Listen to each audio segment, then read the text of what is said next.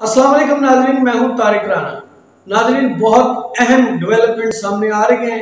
और इन खबरों में इंतहाई बावसूख ज़राए से पता चल रहा है कि पाकिस्तान में इस वक्त एमरजेंसी का नफाज बेहद ज़रूरी हो चुका है और इस हवाले से इंतहाई बारीकी के साथ जो गुफ्तगू है एस्टेब्लिशमेंट और दीगर साहिब इख्तियार और साहिब इक़्तिदार हलकों में वो जारी और सारी है। उनमें जो स्टेक होल्डर हैं वो भी शामिल हैं। ऐसे स्टेक होल्डर के जो पाकिस्तान के सरजमीन को अपने मुफादात के लिए इस्तेमाल करते हैं, उनसे मुशावरत जारी है और पाकिस्तान में ऐसे हालात पैदा किए जा रहे हैं और जो तकरीबन मुकम्मल हो चुके हैं कि अगर एमरजेंसी का नफाज किया जाए तो किसी को कोई इतराज़ ना होगा और मौजूदा हुकूमत के साथ होने वाले NRO 2 को भी बहुत एहसन और आराम से मुकम्मल किया जाएगा, जो तकरीबन अपने आखिरी मराहल पे है। सिर्फ एक ही रुकावट बाकी है NRO 2 में और वो रुकावट है मियां मोहम्मद नवाज शरीफ का पाकिस्तान आना। और इसके साथ साथ जो उनके मुकदमात हैं वो इस वक्त हार्डल बने हुए हैं एस्टेब्लिशमेंट के लिए भी और NRO 2 जिन्होंने दिया है उनके लिए भी। इसके ऊपर काम जारी है क्योंकि ये एक पेचीदा मसला है मियां मोहम्मद नवाज शरीफ साहब की जो वापसी है, क्योंकि तमाम लोग थे मुल्ज़मान, लेकिन जो मियां मोहम्मद नवाज शरीफ साहब हैं वो मुजरिम ठहराए गए थे मौजूदा जो गुज़िश्ता सुप्रीम कोर्ट के जजेस थे उनकी तरफ से, और इस वक्त उनका पाकिस्तान और वो एक कैदी की हैसियत से पाकिस्तान से बाहर गए थे एक माहदे के तहत। अब वो इस वक्त पाकिस्तान अगर वापस आते हैं तो उनके लिए इक़दाम उठाने पड़ेंगे, ऐसे इक़दाम जो उनको एहसन तरीके से जो पाकिस्तान दाखिल हो सकें। और इस हवाले से मैंने अपने गुज़िश्ता व्लॉग में भी आपको बताया था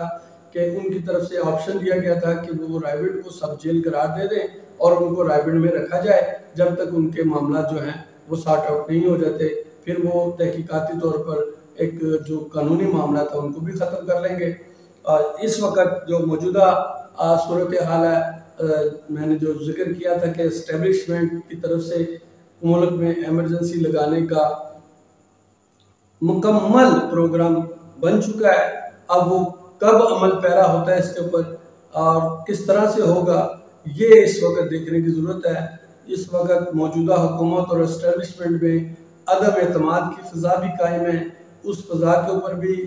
गौर किया जा रहा है। लेकिन सबसे पहले मैं आपकी तरफ तवज्जो दिलाना चाहता हूँ कि इस वक्त मुल्क में क्या सूरत हाल है और जिसकी वजह से एमरजेंसी अगर लगाई गई तो वो बिल्कुल उसको लेजिटिमेट समझा जाएगा मुल्क में। जो सबसे इस वक्त और ये सारा का सारा मामला जो है वो इमरान खान साहब के लॉन्ग मार्च को रोकने के लिए किया जा रहा है और लॉन्ग मार्च रोकने के लिए इसके ऊपर भी मैं आपको पूरी गुफ्तगू बाद में सुनाता हूँ। लेकिन मैं पहले आपको ये क्लियर कर दूँ कि लॉन्ग मार्च क्यों रोकना चाह रहे हैं एस्टेब्लिशमेंट और दीगर सियासी जमातें, और इनका क्या जो इनके हैंडल्स हैं पीछे और जो स्टेक होल्डर हैं पीछे, उनको इस लॉन्ग मार्च से क्या नुकसान होंगे मैं आपको ये भी बताऊँगा इसी व्लॉग में। लेकिन मैं आपको ये बताना चाह रहा हूँ इस वक्त कि पाकिस्तान में एक ऐसी जाल बिछा दिया गया है कि अगर एमरजेंसी का नफाज का ऐलान किया जाए तो उसको लेजिटिमेट समझा जाएगा, मौशी एमरजेंसी का नाम दिया जाएगा, एमरजेंसी 3 माह के लिए लगाई जाएगी और मौजूदा हुकूमत को ही उस एमरजेंसी में काम करने के काबिल बनाया जाएगा और 3 माह गुजरने के बाद यही मौजूदा हुकूमत उस एमरजेंसी को उसकी मुद्दत को बढ़ाएगी और इस तरह से मौजूदा जो मुकर्रर वक्त है इलेक्शनों का वहाँ तक लिंगर ऑन किया जाएगा इस हुकूमत को, इक़्तिदार को इनके। और ये भी एक NRO का हिस्सा है और NRO 2 का। लेकिन इस वक्त मैं आपकी तवज्जो इस तरफ दिलाना चाहता हूँ कि इस वक्त मुल्क में क्या सूरत हाल और किस तरह का जाल बिछाया गया है एमरजेंसी का नफाज लगाने के लिए। सिर्फ उसकी मंजूरी लेना बाकी है स्टेक होल्डर से और उनको बताया जा रहा है स्टेक होल्डर्स को कि क्या क्या नुकसान उठाने पड़ सकते हैं अगर एमरजेंसी ना लगाई गई, और अगर एमरजेंसी लगा लेते हैं तो फिर उनको क्या फ़ायदे होंगे और पाकिस्तान को इसमें کیا فائدہ ہوگا؟ یہ سب سے پہلے میں آپ کی توجہ دلانا چاہتا ہوں کہ جو اس وقت آڈیو ویڈیو لیکس ہیں وہ پاکستان کو بہت نقصان دے رہی ہیں، اور پاکستان کو جو اتنے انتہائی حساس آفیسز ہیں ان کی آڈیو ویڈیو لیکس جو ہیں وہ اس ٹائم زیر گردش ہے وہاں پورے پاکستان میں بلکہ پوری دنیا میں، اور زیر بحث بنی ہوئی ہیں، جس سے پاکستان کا نام بدنام ہو رہا ہے۔ پھر اس کے بعد اب آ جائے سب سے اہم ترین جو معاملہ تھا وہی معاملہ ہے جس کی جو آپریشن رجیم چینج جس کی وجہ بنی تھی وہ تھا سائفر۔ اب سائفر کی گمشدگی کا جو معاملہ ہے وہ اٹھایا جا رہا ہے کہ وزیر اعظم ہاؤس سے سائفر جو ہے وہ گم ہو گیا ہے، اور وہ گمشدگی کے حوالے سے آج کابینہ نے ایک نوٹیفیکیشن جاری کیا کہ اس کی تحقیقات ہوں گی۔ لیٹس دیکھتے ہیں کہ کس طرف یہ معاملہ آگے بڑھتا ہے۔ اس کے ساتھ ساتھ جو ڈالر کی ابتری کی صورتحال ہے یہ بھی ایک وجہ ہے کہ کسی نہ کسی صورت میں معاشی ایمرجنسی نافذ کر کے اس کو ڈالر کو کنٹرول کیا جائے، اور اس کے ساتھ ساتھ بجلی، پانی اور گیس سے بحران اس وقت پاکستان کو درپیش ہیں، اور اس کے علاوہ جو اشیاء خورونوش کی چیزیں ہیں ان کا بھی ایک شدید بحران پاکستان کو درپیش ہے۔ اور اس کے ساتھ ساتھ جو افواج پاکستان کے خلاف سوشل میڈیا پر پروپیگنڈا ہے اس کو بھی کنٹرول کرنے کے لیے ایمرجنسی کا نفاذ ضروری ہے۔ پھر جو سب سے اہم ہے وہ ہے لانگ مارچ، اور لانگ مارچ کو روکنے کے لیے یہ اس کا ایمرجنسی کا نفاذ جو ہے انتہائی ضروری ہے۔ اگر لانگ مارچ کو نہ روکا گیا تو اس سے بہت سے جو حلقے ہیں پاکستان کے اور پاکستان سے باہر جن کے مفادات پاکستان سے جڑے ہیں ان کو شدید نقصان اٹھانا پڑ سکتا ہے۔ ان کو اعتماد سازی کے لیے ان سے مشاورت جاری ہے،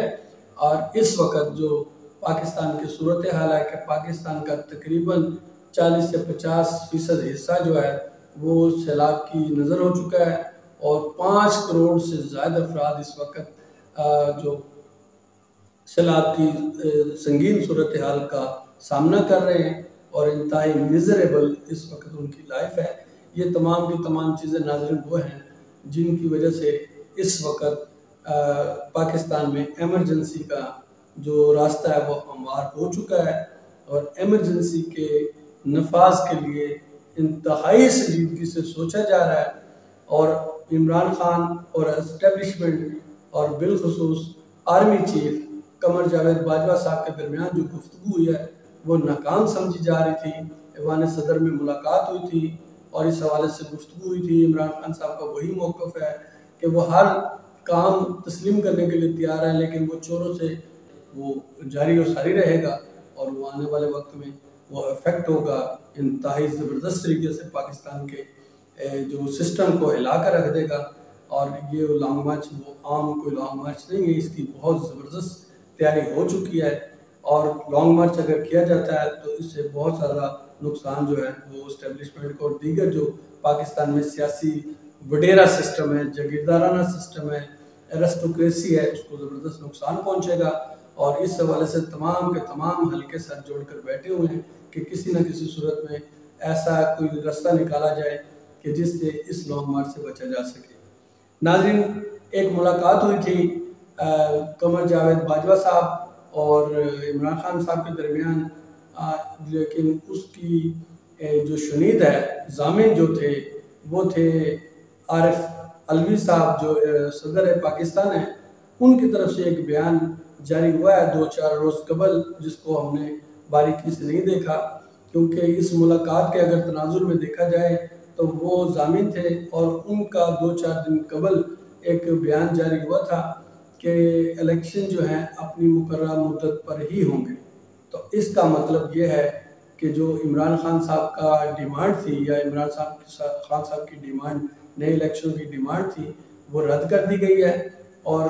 آرمی چیف صاحب جو ہیں یا موجودہ اسٹیبلشمنٹ ہے وہ اپنی اس موقف پر قائم ہے کہ الیکشن جو ہے وہ مقررہ مدت پر ہوں گے، اور NRO-2 اپنی تقریباً مکمل ہو چکا ہے اور اپنی تکمیل کے آخری مراحل میں ہے۔ اس کی تکمیل کے جو مراحل ہیں وہ جس طرح ہی نواز شریف صاحب پاکستان آئیں گے وہ مکمل ہو جائیں گے، اور یہ بھی NRO-2 کا ایک حصہ ہے کہ الیکشن جو ہے وہ اپنے مقررہ وقت پر ہوگا، اور اس حوالے سے مسلم لیگ نون جو ہے وہ اپنا ٹائم پورا کرے گی، حکومت کا، اور اس وقت مسلم لیگ نون جو ہے وہ سب سے زیادہ فائدہ اٹھانے والی جماعت ہے جو موجودہ اسٹیبلشمنٹ